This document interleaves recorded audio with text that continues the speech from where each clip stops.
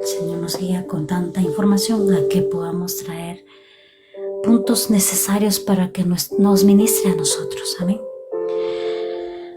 Saulo Pablo de Tarso, más conocido, era un fariseo, un enemigo de los creyentes del Mesías. Era un perseguidor. Escribió 13 cartas o epístolas o pergaminos, como lo puedan entender. Pertenecía a la tribu de Benjamín y era judío, alguien que aprendió de la Torá con un maestro que sabía mucho. Tuvo una educación desde su niñez. Él tuvo una educación excelente como judío, como creyente de Dios, como fariseo. Ustedes saben cómo son los fariseos. Los fariseos se basan en la palabra, en la Torá, y son muy estrictos. Él pertenecía a esa parte. Y esa parte, pues, él sale de una parte como que él era un perseguidor. Ahora poniéndoles a nuestra palabra, era un perseguidor de nosotros los creyentes de Jesús de Nazaret. Y en su mente y todo lo que había sucedido y pasado era porque habían dicho que lo que se está levantando es una herejía. Lo que se está levantando son rebeldes. Lo que se está levantando es un movimiento que viene trayendo confusión a la gente. Y él era muy, ¿cómo se dice esa parte? Como muy fuerte, defendiendo las cosas de Dios, porque a pesar de todo, él creía en Dios Todopoderoso, porque sabía la Torá, sabía la palabra. Él había estudiado con Gamaliel, un maestro, un rabí, que era bueno, que les enseñó bien. Entonces él sabía muy bien, y él estaba defendiendo de un punto de vista donde él estaba defendiendo con celo, que no vengan trayendo confusión, que no vengan trayendo esto. Pero él no había conocido realmente, presencialmente, así como los otros apóstoles, no había conocido. Y solo le habían elegido para que él vaya y saque esas cartas y les den todas esas cartas de cada una de las sinagogas y pueda meter a la cárcel a todos los que estaban llevando la palabra. Y en el comienzo, donde él le empiezan a nombrar, está en Hechos 7:58, donde le nombran que era un joven Saulo, donde él cogía la ropa de Esteban, que estaba siendo apedrado y que murió, que él estaba ahí presente, que él vio la muerte de Esteban.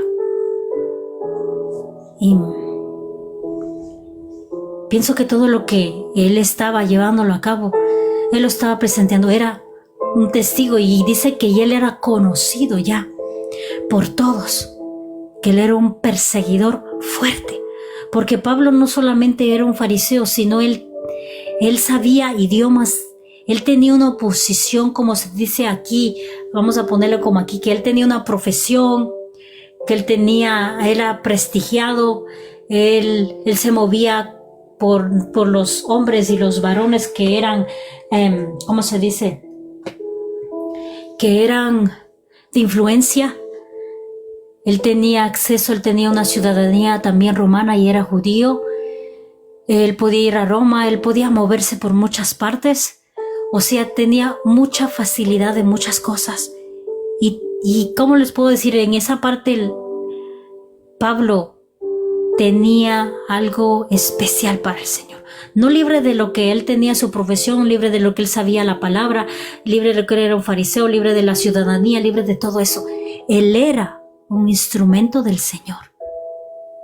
Y yo lo veo como un instrumento estratégico aquí, para que pueda moverse estratégicamente todas esas iglesias que van a ser levantadas en ese tiempo, porque en aquellos tiempos el que se podía mover más era él. Y en todas las epístolas, en todas las cartas que vamos a estar escudriñando, espero acabarlas todas, y si no las acabo vamos a dar un poquito de introducción donde abarca todas las cosas. Pablo, la mayoría de las iglesias, él las levantó. Era mucho más fuerte llevando, y no solamente llevando iglesias levantando, sino eran en puntos estratégicos, en lugares estratégicos donde, no me acuerdo cómo se llamaba una isla, creo que se llamaba la isla Creta. Ahí dice que era un punto muy efectivo porque ahí llegaban toda la gente. Era un puerto, era una isla donde venían de allá, de por allá y de por allá. Había muchas entradas. Y no solamente eso, hay muchos, en Atenas, en Asia, en Grecia, en Turquía. Levantaron muchas iglesias. Y no fueron puestas solamente iglesias por iglesias, sino fueron puestas iglesias donde eran puntos, dice puntos fuertes, donde podía abarcar a todos los que vivían ahí. A todos. Y que cada una de esas iglesias, él levantó a muchos discípulos, a muchos líderes para que se quedaran ahí.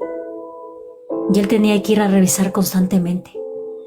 Entonces, él hizo un trabajo fuerte. Y así como su llamado fue así fuerte, porque fue llamado rápido, inmediatamente, fue llamado rápidamente. Yo lo veo como, wow, fue tan sorprendente el encuentro con el Mesías, porque él ya había ascendido, ya no estaba aquí.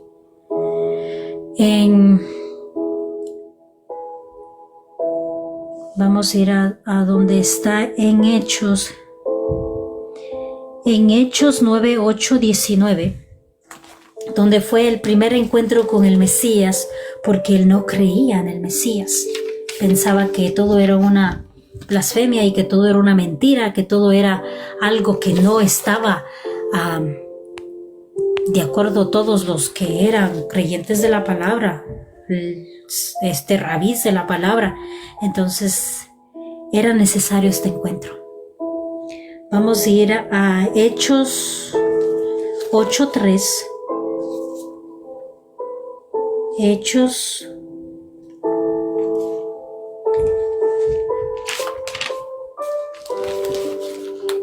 9:8.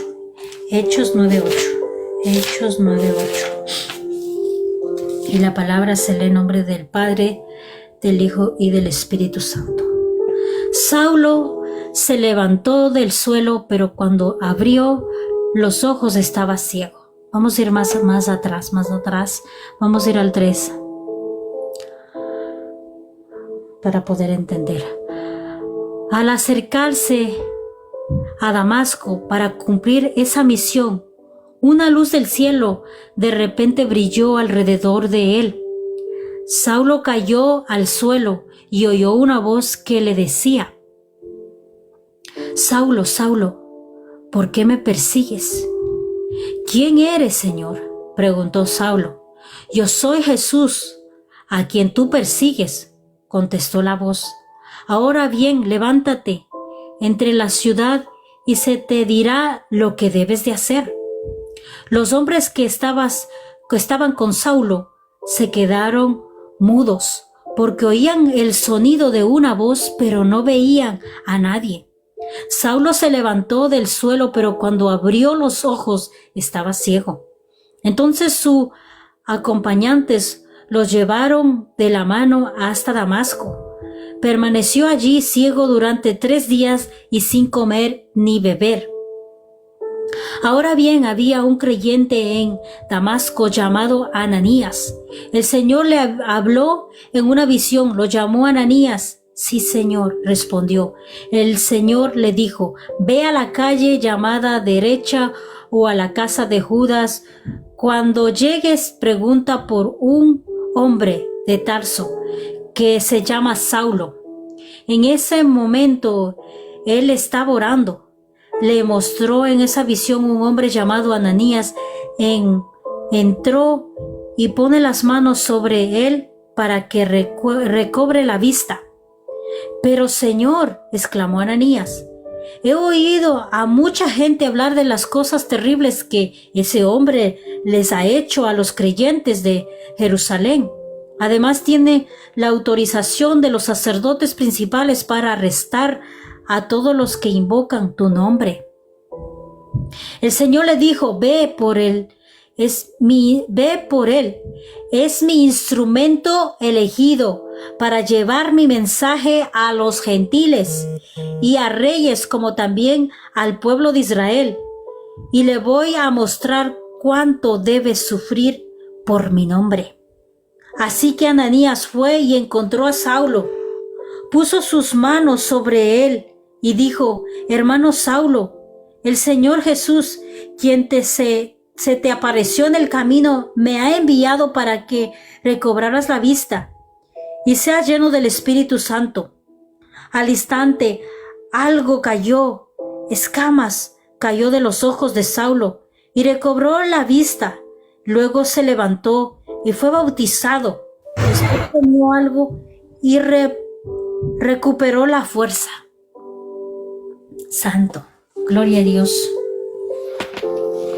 En este pasaje, en este capítulo de Hechos 9 está hablando de algo poderoso, algo maravilloso, algo sorprendente. Y algo que digo, hay muchos que no conocen a Jesús. Así de esa manera.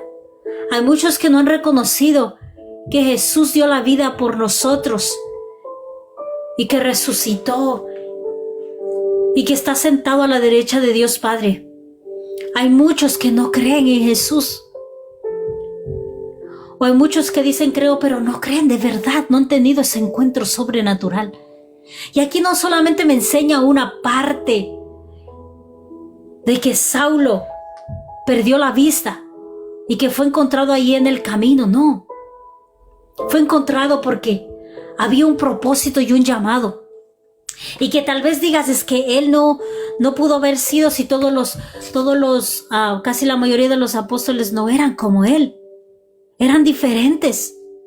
Y él era diferente. Ni por aquí que él iba a ser llamado a ser apóstol porque era un perseguidor. Uno que estaba asesinando a los creyentes. Uno que tenía odio contra el pueblo, que se estaba levantando en el nombre de Jesús, en el nombre de Yahshua, en el nombre del Mesías. Y que los odiaba con un odio terrible, que le iba persiguiendo a cada creyente y les metía en la cárcel. Y les hacía sufrir mucho. Entonces, cuando tienes ese encuentro sobrenatural con el propio Mesías, no solamente le quita la vista, sino que le da a entender. Y le manda. Y le dice, levántate. Y vete a ese punto donde le manda. Él reconoció en ese instante que era el Hijo de Dios. Él entendió todo lo que había sucedido. Porque algunas veces nosotros nos cegamos por las cosas físicas o por lo que nos dice la gente o por lo que están predicando afuera y nos ciega completamente. Eso pasó con Pablo porque lo cegaron, le dijeron una información errónea, porque la gente no los conocía, los que estaban criticando, los que se estaban levantando, no veían al Mesías como su Salvador. Y él había creído todo eso. Pero dentro de él, a pesar de todas esas circunstancias y a pesar de toda la tribulación que él estaba persiguiendo a todos los creyentes, el corazón de Pablo, de Saulo de Tarso, estaba siendo tocado. Y no un toque del Espíritu Santo, un toque de nuestro Salvador, de nuestro Mesías. Y un cambio radical que dio desde ahí, tan profundo. Porque él no necesitó 40 días, él no necesitó una vida con el Mesías para poder ir a declarar la buena nueva. ¿Saben por qué? Porque él ya estaba listo. Ya lo había preparado todo este tiempo. Tal vez él estaba imaginándose que él iba a hacer otra cosa. Pero todo lo que él estaba llevando a hacer y a cabo, lo que había obtenido, tenía un propósito. Y que algunas veces entendemos y decimos, es que yo estudié para esto, es que yo voy a hacer esto, es que a mí me gusta esto. Y a mí me topó esa parte porque nosotros podemos estudiar y podemos sacarnos certificados de muchas cosas. Y tal vez muchas veces yo me he preguntado y decía, pero ¿por qué yo estudié contabilidad y administración? Y todo eso, que se quedaron en mí, que yo vivo con esa parte porque es parte de mí. Es parte de esa administración. Y que cuando vengo a los caminos del Señor, ese era un don. Ese era algo esencial que yo necesitaba para poder funcionar como hija de Dios en este tiempo. Tenía que haber hecho eso y no entendía por qué. Que ahora puedo decir esa parte que pensaba que era innecesaria para mí. Fue necesaria para llevarse el cumplimiento del propósito que ha sido llamado tanto Pablo como en mí. Y ahora puedo decir yo, todas esas enseñanzas que pensé que no las iba a utilizar, las utilicé. Y no solamente para el trabajo, sino también en la iglesia.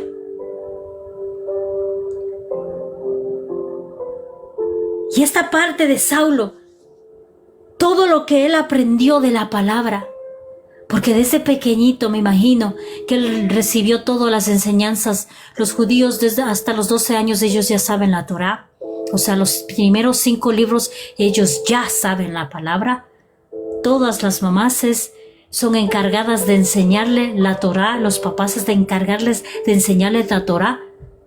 Y ya cuando tienen 12 años, ya son hombres, bíblicamente. Y esa parte, pienso que él ya sabía muchas cosas. Y que cuando este hombre, este varón se levantó, ya viendo la verdad, y que esos días que dice que pasó 3 días sin comer y que no quería comer, fueron una parte de ministración de parte de nuestro Padre, por el que él estaba viendo lo que había sucedido. Porque él realmente siento que en su espíritu él sintió esa aflicción de que qué había hecho, que qué estaba haciendo, que estaba realmente ciego y por eso fue tocado su vista, porque estaba ciego, estaba cegado por el mundo. No estaba viendo con claridad, no estaba viendo en el espíritu. Y le quita la vista física para que él aprenda a ver en el espíritu.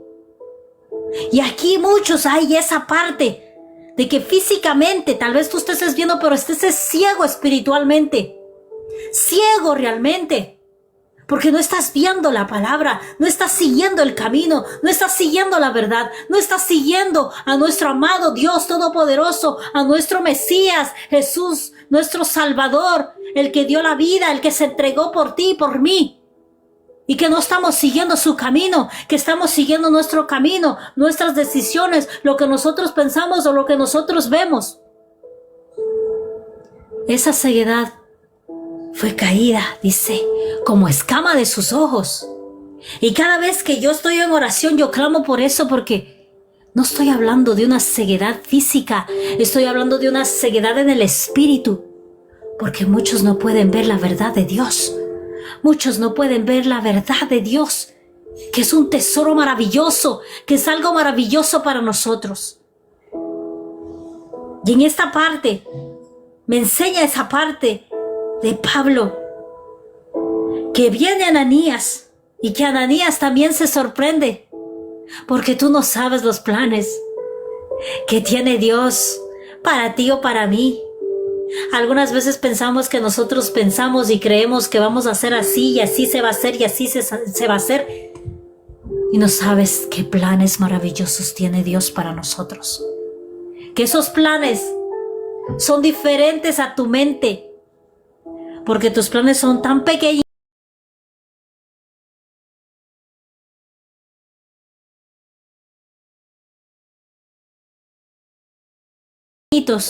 a como.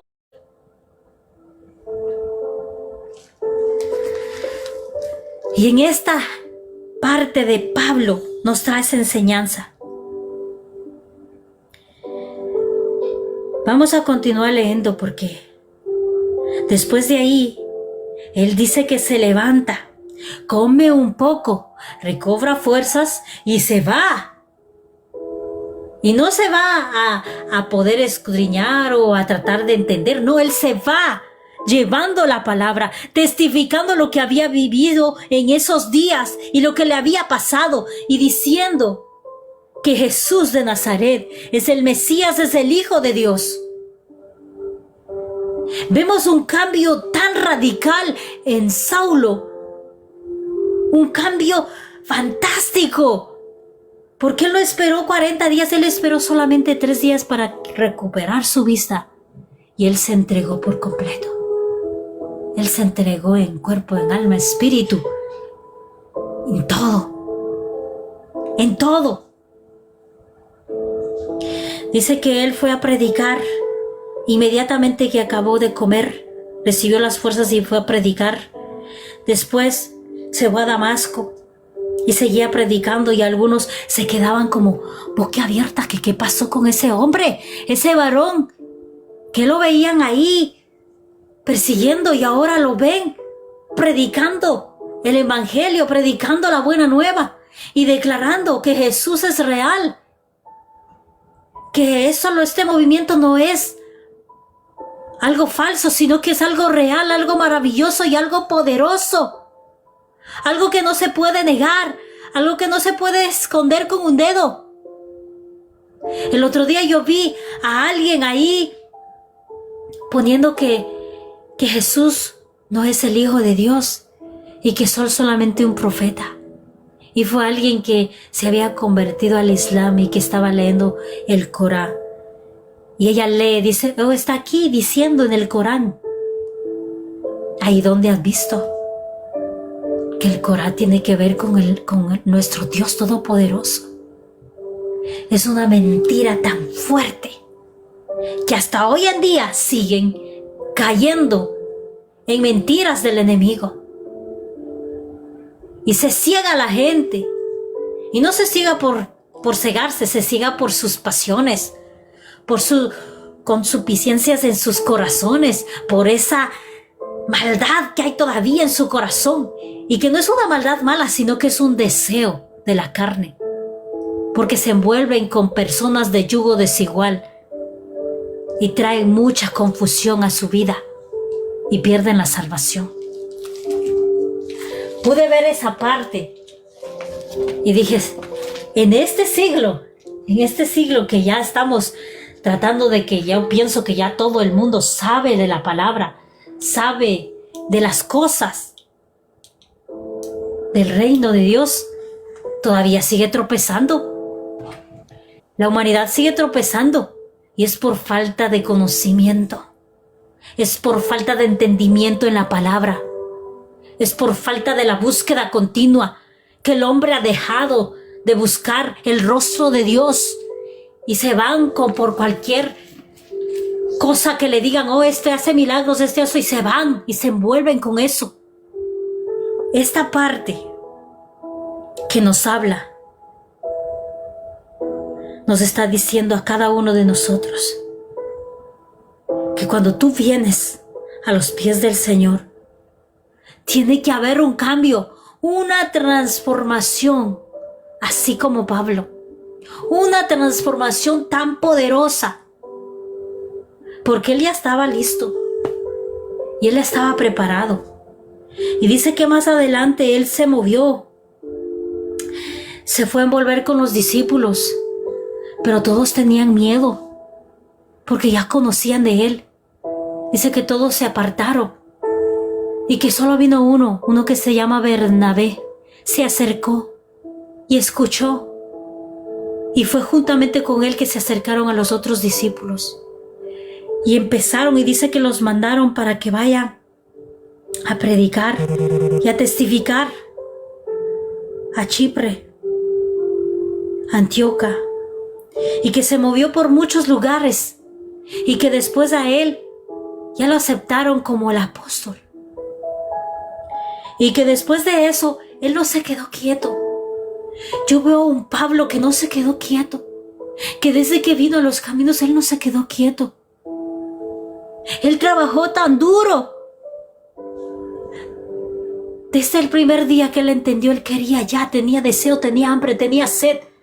Y empezó, dice, a evangelizar, y que todas esas enseñanzas, esas prédicas, esos testimonios que él estaba dando eran tan maravillosos, porque como él sabía la palabra, él podía unir, tenía una parte, ¿cómo se dice?, esencial,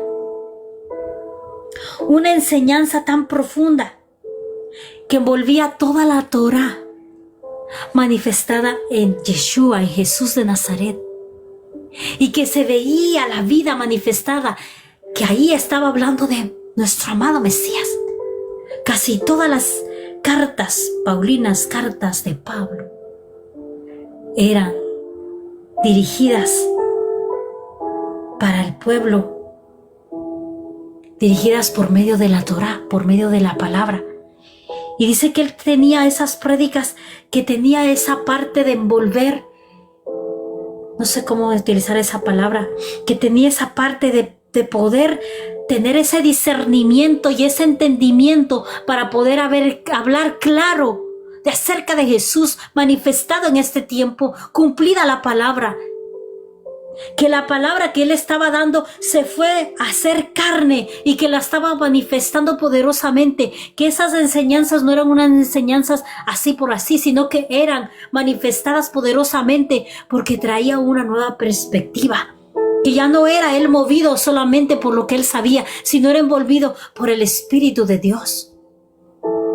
Ese discernimiento y esa revelación venía a través del Espíritu Santo, que él lo recibió y que fue movido poderosamente en ese tiempo.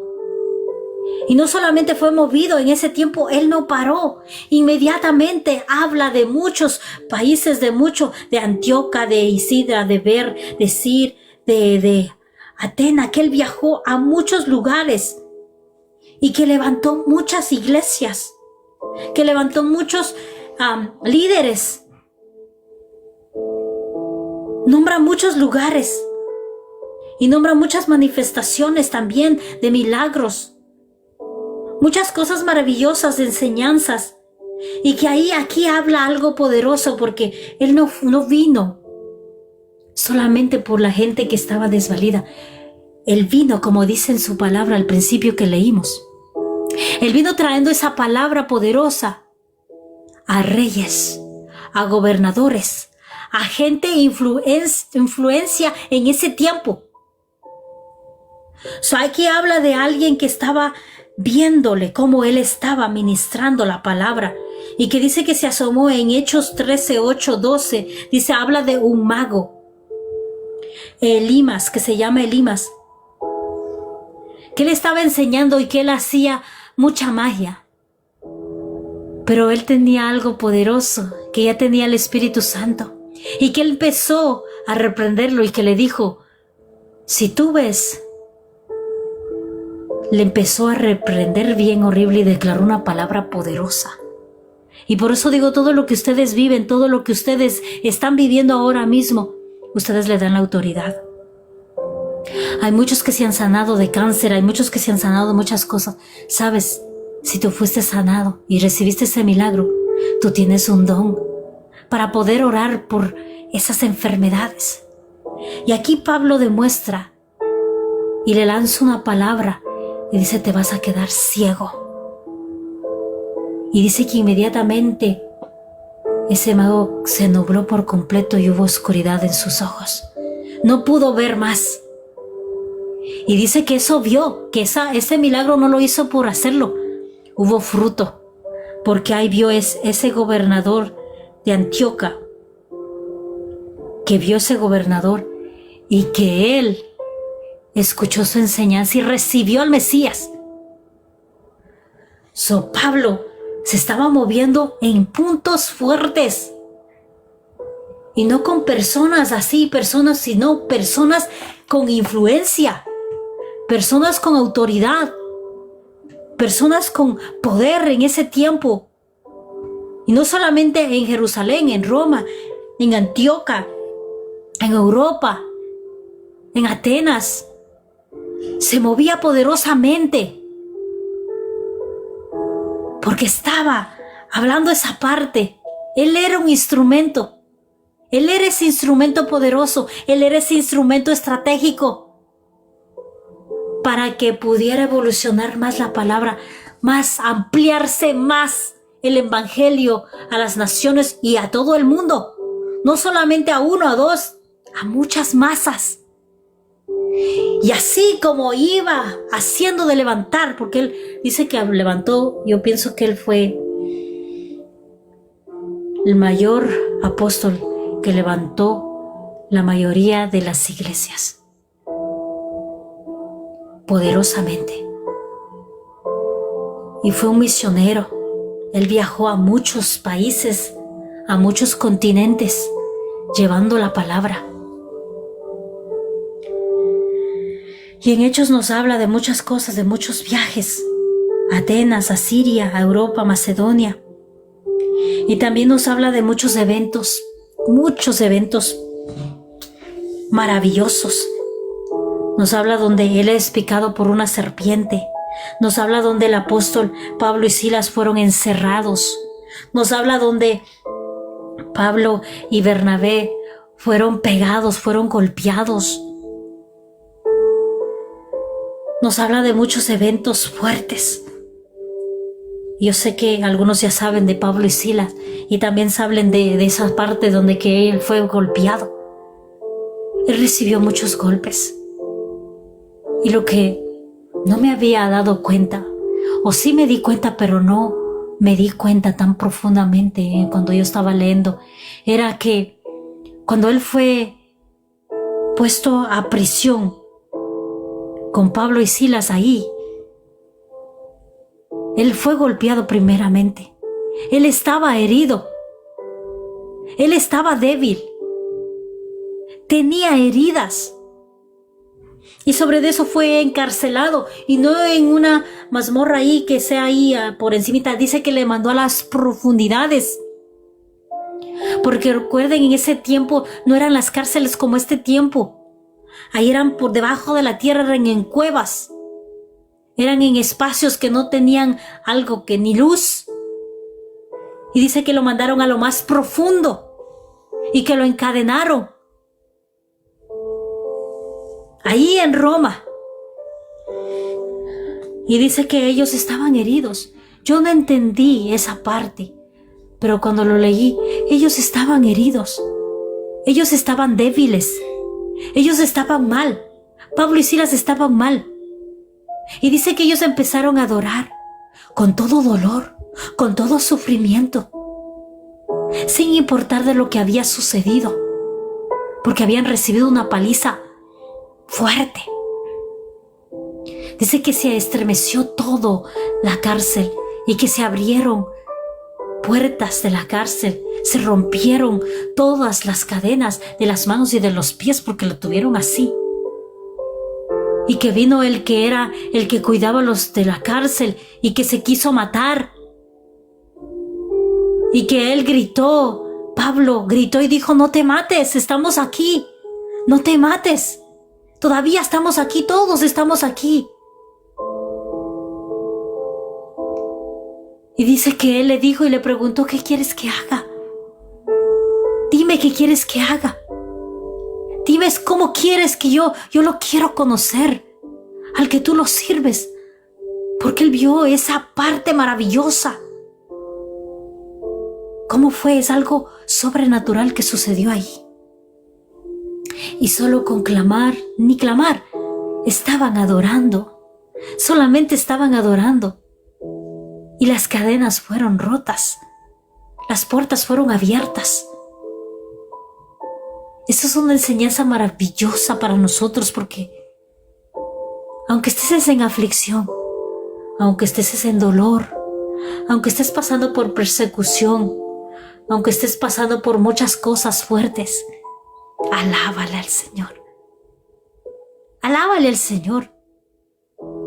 En la alabanza hay liberación. Y no solamente está hablando de una liberación física, está hablando de una liberación espiritual también. Porque a través de la alabanza recibes liberación. Y ahí se manifestó físicamente, rompiendo cadenas de verdad, rompiendo cerrojos, abriendo, estremeciendo toda la tierra. Y vemos esa manifestación poderosa. Vemos esa manifestación, cómo se está manifestando. Y en esta parte podemos ver cómo sufría el apóstol Pablo. Pero él no quiere decir nada. Hay una carta que está hablando acerca de eso. Y yo me pongo a pensar. Y digo, él dejó todo.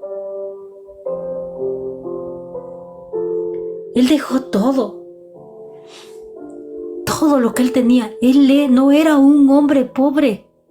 Él era un hombre de posición. Y él dejó todo eso para poderle servir al Señor. Y sufrió muchísimo. Sufrió muchísimo porque ahí nos podemos dar cuenta que después él viene y dice que vienen y que no los dejaron hablar y que después él habló y dijo, yo soy ciudadano romano. Y es algo ilegal que tú metas a un romano en la cárcel. Yo voy a ir a ponerte, es como aquí, ahora lo que está sucediendo, me trajo eso a mi mente cuando estaba escudriñando la palabra. Hay muchos aquí que hay persecución de los emigrantes.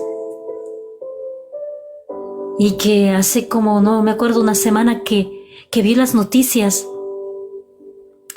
que a un joven que era ciudadano de aquí, nacido de aquí, lo metieron en la cárcel, pensando que es emigrante. Y sucedió esto con Pablo. Y sí, ellos no eran emigrantes de Roma, ellos eran ciudadanos. Ellos tenían derecho. Y ellos los iban a denunciar porque habían cometido un error fuerte. No podían meter a la cárcel a los romanos. Él era romano ciudadano, Pablo. Y cuando ellos se dieron cuenta de lo que habían hecho, dice que vinieron a pedirle perdón a ellos, a disculparse por haberlos metido en la cárcel. Y esa parte suena aquí. Hay a muchos que son ciudadanos, que no solamente a ese joven que era ciudadano de aquí, lo metió a la cárcel, dice, no sé por cuántos días, por 3 días. Y había otro que es un indio americano, que también lo cogieron y lo mandaron a la cárcel como migrante. Y es ciudadano americano de aquí. Y ellos son realmente, verdaderamente los dueños de aquí. Mucho racismo. Muchas cosas que suceden. Mucha persecución. Estamos en los mismos tiempos. Y aquí nos recuerda que no solamente somos peregrinos de aquí, de este mundo. No pertenecemos a este mundo. Pertenecemos al reino de Dios. Que siempre va a haber rechazo, siempre va a haber persecución, siempre. Si no es por uno, es por otra cosa. Digo, santo, hasta tuvo que vivir eso, pobre Pablo, por llevar el evangelio. Y siendo ciudadano romano, lo encarcelaron porque pensaron que no era ciudadano, porque estaba hablando del Mesías. Muchas cosas sucedieron en la vida de Pablo, y creo que no la voy a poder hacer, pero vamos a dar un resumen rápido. Todas estas cartas que fueron dadas en Roma a los romanos, porque había iglesias ya romanas, era el mismo conflicto que habíamos leído en Pedro, primera de Pedro, segunda de Pedro. Las cartas eran las mismas. Había división en las iglesias. Había choques de culturas. Había choques de muchas cosas. Y en Romanos trae esa parte de que estés en armonía, que estés en unión, estés en comunión, que no haya esa dispersación. Que todas las naciones aprendan a estar juntas y que llegaron a una conclusión, que saquen toda idolatría. Si es que hay algo que no está bien, que saquen de ahí, pero que no les obliguen a muchos a hacer cosas que no tienen que hacer porque están recién convertidos. Y en Romanos nos habla de esa parte, que no se dejen envolver. Y escuchaban, porque todas estas cartas fueron dirigidas a iglesias en Roma, para que no se dejen atrapar por el pecado.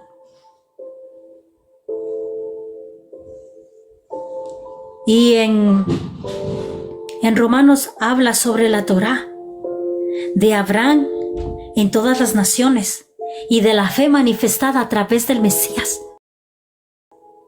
Habla esa parte que une la Torá, o sea, la palabra, la ley, que une, manifestada en Jesús de Nazaret. Porque ese era el pleito. Desde el principio veo el pleito aquí, tan profundo y tanta división, creyendo en el mismo Dios.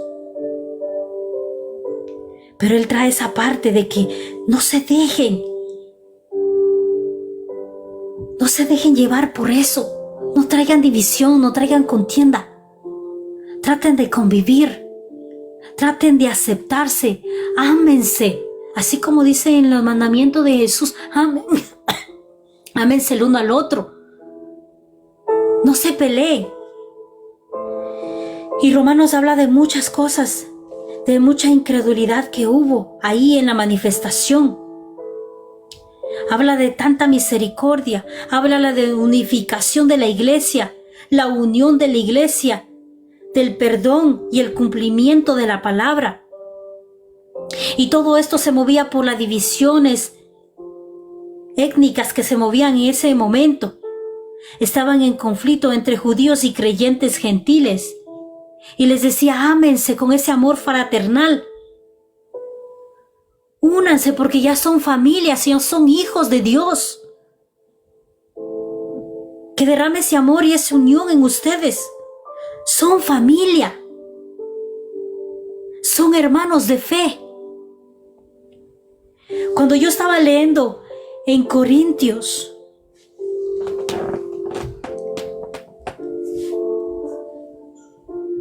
en Primera de Corintios, la carta de Corintios hacia las iglesias, que estaba hablando del problema que había ahí. Y estaba no solamente hablando un problema de división por causa de eso, sino una división porque estaban poniendo a Pablo, a Apolos, a Pedro, viendo cuál era más popular, viendo cuál tenía más poder, más autoridad. Y entró porque algunos creían en Pedro y otros creían en Pablo, y había esa división. ¿Cómo va a haber un conflicto de eso? Y mandó esa carta diciendo que no hay esa parte de que tiene que haber división entre ellos. Todos están de acuerdo. No hay pleito con Pedro ni con ninguno de los discípulos. Hay pleito con la gente que está poniendo lugar, diciendo es que Pablo, es que Pedro es más bueno, es que Pablo es más bueno, es que él hace más milagros, que él tiene más autoridad. Le estaban trayendo una división fuerte. Y veo ese pleito ahí en Primera de Corintios y toda la carta de Corintios, que no solamente hay esa división de popularidad, sino también están hablando del uno y del otro. Y también hay lo que se está moviendo, esa parte sexual, de inmoralidad sexual, que estaban viviendo. Ya creían en el Mesías y estaban viviendo con esas mismas cosas de antes. Estaban metiéndose con su suegra, casándose con su madrastra, teniendo relaciones con mujeres del mundo y estando ahí creyendo. Entonces eso era algo que no aceptaban. y que lo tomaban como la primera carta de los Corintios, que sean libres. No estaba hablando de libertinaje, estaba hablando de una libertad que les dé el Señor, porque están creciendo, pero que sí tienen que cuidarse. No les está diciendo que no tienen que cuidarse, les está diciendo que se cuiden de todo chisme, de toda blasfemia, de toda parte que no han dejado humanamente, de deseos y pasiones de la carne. Porque ahí dice que se estaba moviendo mucho en las iglesias y que lo veían como algo normal y que decían, ya por la gracia, como lo utilizan hasta ahora, ya por la gracia, ya somos salvos y yo puedo estar con otra y eso es algo normal. Y le llama la atención esa parte. Pablo le dice, no, que no se dan cuenta que en la palabra o en la Torá, o ahí donde dice que nos cuidemos como cuerpo, porque ya cuando venimos y somos nuevos, nuestro cuerpo tiene que ser consagrado, nuestro cuerpo tiene que ser cuidado, porque es el templo del Espíritu Santo. No por algo dice que somos templo. No puedes hacer lo mismo que hacías antes. No puedes seguir fornicando, no puedes seguir viendo cosas malas, no puedes seguir teniendo mujeres de aquí y de allá, no puedes. Y aquí eso se estaba moviendo. Hubieron muchos conflictos y pleitos y por eso ponían tantas, y tenemos que darnos cuenta, porque algunas veces cogemos esta parte diciendo que aquí está y aquí está firmando. No, tenemos que darnos cuenta estas cartas por qué fueron dirigidas. Fueron dirigidas porque había pleitos, había muchos problemas en las iglesias que eran primitivas y que se estaba entrando ahí mucha división por causa del pecado. Porque así como ahora dicen, ay, es que esto es malo, es que esto no, es que tú no puedes hacer esto, es que tú no esto. Y algunos dicen, ay, no, yo no me voy a esa iglesia porque hay mucho exigen y esto que este otro. Es que no tiene que haber una exigencia. Tiene que salir de aquí, de tu corazón, porque tú ya no vas a ser igual, tú ya no vas a hacer lo mismo. Tú vas a ser una nueva criatura. Alguien que se cuida, alguien que se guarda, alguien que se está santificando, alguien que se está cuidando, porque ya no eres igual. Y lo dice el Mesías. Si no quieres creer en la Torá, entonces cree en la palabra del Mesías, que él mismo de su boca saca muchas palabras que ya están escritas en la Torá y las habla y las dicen, tienen que cumplir. Ok, fuera la ley. Fuera la ley. Y dice, ¿acaso ya no tenemos que vivir por la ley? Y dice, no es eso. Porque la ley, la palabra, la Torá nos hace ver el pecado. Porque si no hubiera esos 5 libros, no existiera el pecado y todo fuera metido aquí en nosotros y pudiéramos vivir como quiera. Pero gloria a Dios que hay esa parte donde está nombrando el pecado. ¿Qué es el pecado? Porque si no, hasta hoy hubieran muchos hombres que se casaran con muchas mujeres. Hasta hoy hubiera muchas cosas que se casaran entre hermanos y si no existiera esa ley, hubiera muchas cosas, mucho pecado. Y no está hablando de que quiten y hagan de abolir todo eso, sino que está hablando que tienen que cumplirlo. Así como el Mesías cumplió, fue obediente a todo. Y él habla en todas los evangelios, él está hablando la misma palabra del Padre. No aumentó ni nada, no hizo de cortar eso, no cortó. Porque sin eso no pudiéramos ver el pecado. Y aquí está hablando de muchas cosas que se mueven.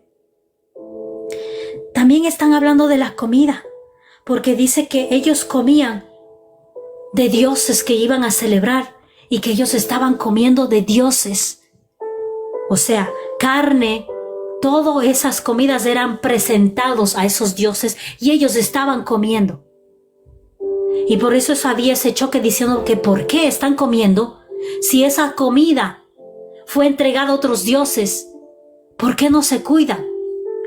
Y pues ahí los que eran estrictos eran los que eran judíos creyentes en el Mesías.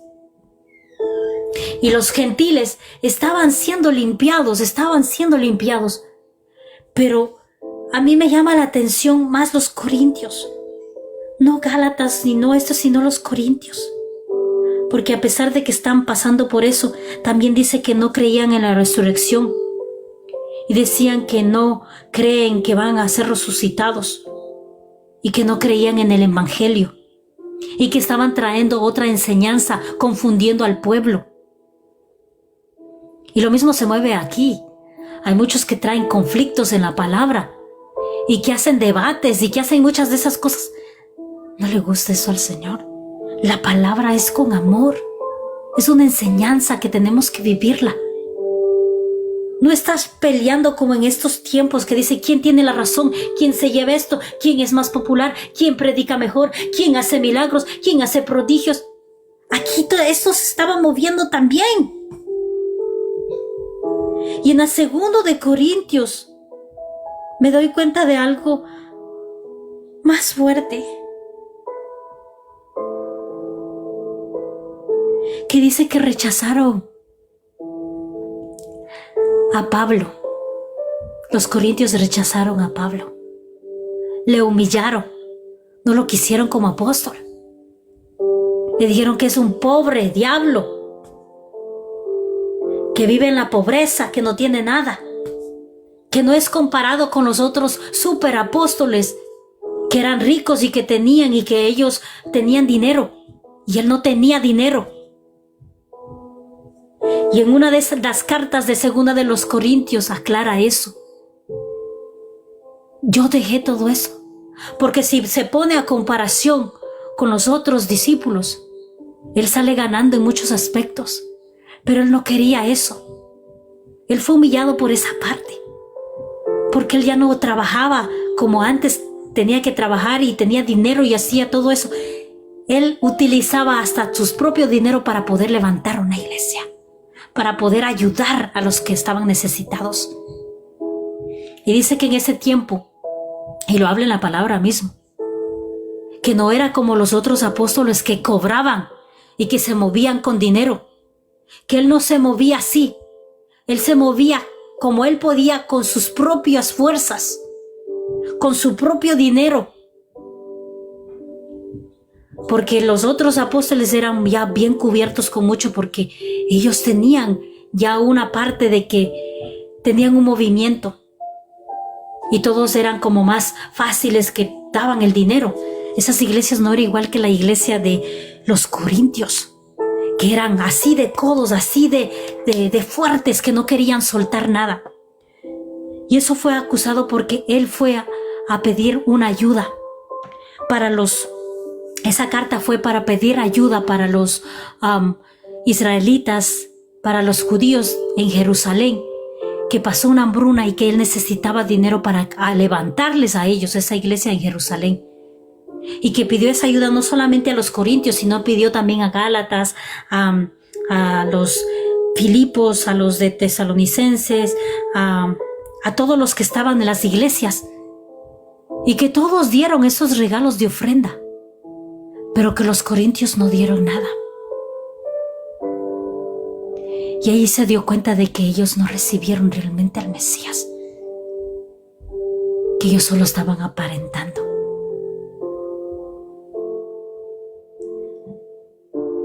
Y a mí me dolió esa parte porque él estaba dando todo. Él estaba dando todo. Y veo mucho sacrificio de Pablo. Y se lleva al cumplimiento lo que había hablado nuestro amado Jesús, que le había dado a Ananías. Él sufrió por llevar el nombre de nuestro amado Mesías. Y él padeció todas las cosas. Él se hizo pobre. Y no lo dice de esa manera, pero él estaba feliz sirviéndole a Dios, a pesar de todo el padecimiento que él tenía. Y en una de esas cartas dice: yo paso hambre, muchos me maltratan, muchos me rechazan, muchos me han pegado y muchas veces he entrado a cárceles. Y da gloria a Dios. Me sorprende esta parte porque él dice: doy gloria a Dios que estoy en las cárceles. Estoy feliz. Estoy feliz porque al estar en las cárceles puedo escribir todas estas cartas para cada uno de ustedes. Y a pesar de las circunstancias que estoy viviendo, porque todas estas cartas que Él está escribiendo fueron en cárceles, es porque Él estaba encarcelado. Dice, yo no soy nada, no soy nada. Y a lo último, Él tenía una fuerte como depresión, tristeza en su corazón. Le dolió tanto en los Corintios que dice que se sintió muy triste y que Él ya no quería ir a visitar a los Corintios. ¿Cómo puede ser posible que alguien, y esto sucede muchas veces, con pastores, con ministros, que das todo para levantar y animar a los hijos de Dios y que después te rechazan, que ya no quieren saber nada de ti? Y que si alguien está hablando mal, tú también hablas mal. Y me dolió muchísimo porque ese rechazo recibe la mayoría de los que llevan la palabra en este tiempo. Y que lo veían como que si fuera nada, y Él no era alguien así. Los corintios le trataron como que fuera una basura. Y no se dan cuenta que ese apóstol hizo muchas cosas más mayores. Por Él se extendió más ampliamente el evangelio y por todos los discípulos que estaban ahí. Pero Él tuvo como una más autoridad para poder extender más la palabra a los gentiles. Y aún Él ahí se sentía como nada. Se sentía como que no hizo nada. Y ahí en medio de todo ese dolor, habla de la muerte. Habla de la muerte. Y dice, yo creo en el Mesías. Y yo sé que si muero es ganancia. Y puede entender esa parte. Pero también más abajo dice, si es que estoy vivo, que yo siga sirviendo, que yo siga animando, que yo siga llevando la palabra, que yo siga levantando iglesias, que yo siga proclamando la buena nueva. Pero si ya llega ese día que yo voy a irme, yo sé que es ganancia porque voy a ir a descansar. Pero si sigo vivo, que yo siga trabajando para el Mesías, que yo siga levantando esas iglesias, que yo siga levantando esos líderes, que yo siga animando a la gente que está allá afuera. Esa enseñanza de Pablo es muy poderosa, porque él se volvió nada de lo que él era, un alto, como decir aquí, él era un alto ejecutivo con profesión. No valió nada, y lo dice en su propia boca, no valió nada, no es nada comparado a lo que es servirle para el Mesías. Puedes sentir el dolor, puedes sentir esa parte de Pablo que estaba sufriendo. Y no solamente él, sino también Pedro. Pero Pablo sufrió de una manera diferente, porque a pesar de que todos los apóstoles sufrían persecución, estaban en cárceles, fueron pegados, tenían el apoyo de la gente y los abrazaba la gente. Pero Pablo no recibió eso a lo último. Recibió rechazo. Y a él no le importaba. Y ahora en día, digo nosotros que algunas veces sufrimos de alguien que se va de la iglesia y que tú pusiste tanto amor y le diste tanto amor y que después se va, te duele. Imagínate Pablo, que daba todo, él sí daba todo lo que él tenía, que lo que él trabajaba, él daba a las iglesias, que lo que él le hacía, daba, que él quitaba de su boca para que otros comieran. Y que después lo rechacen y le digan, es que tú no eres comparado como Pablo o como Pedro, como otros que hacen más. Y ahí habla un poquito y que dice que él no era un buen labrador, como es un buen orador. pero él era un buen predicador, pero que él no era un buen orador, y le sacan en cara diciendo, tú no oras bien, no oras como Pedro. Es que no se trata aquí de comparar a los ministros, no se trata de comparar a los hijos de Dios. Todos son importantes, todos tienen un desempeño diferente, pero son valiosos para el reino de Dios. Y esa parte, nosotros la tenemos que vivir en este tiempo. Y doy gloria a Dios, y voy a cerrar con eso porque